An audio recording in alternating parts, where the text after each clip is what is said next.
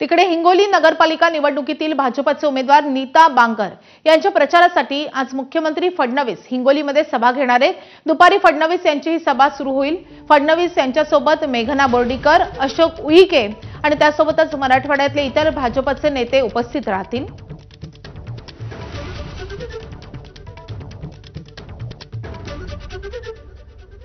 राज्यामध्ये नगर परिषद आणि नगरपंचायत निवडणुकांच्या प्रचाराच्या रणधुमाळी सुरू आहे। सगळीकडे नेते मंडळी त्यांच्या उमेदवारांसाठी प्रचार सभा घेत आहेत।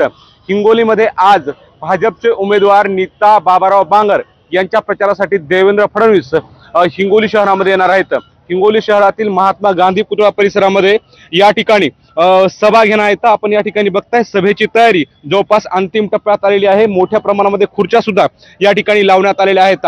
एकंदरीत पाहायला गेलं तर हिंगोली नगरपालिका निवडणुकीमध्ये महायुतीतील तीनही पक्ष स्वबळावर लढत आहेत आणि त्यामुळेच भाजपच्या वतीने सुद्धा प्रबळ दावा या नगरपालिकेवर केला जातोय, जोरदार प्रचार केला जातोय आणि त्याच प्रचारासाठी आज देवेंद्र फडणवीस दुपारी साधारणतः 3 वाजता हिंगोलीमध्ये येणार आहेत। देवेंद्र फडणवीसांची सभा या ठिकाणी पार पडणार आहे। एकंदरीत पाहायला गेलं तर या निवडणुकीच्या पार्श्वभूमीवर देवेंद्र फडणवीस काय बोलतात, कोणावर त्यांच्या प्रचाराची तोप टाकतात हे पाहणं महत्त्वाचं आहे। माधव दिपके, एबीपी माझा, हिंगोली।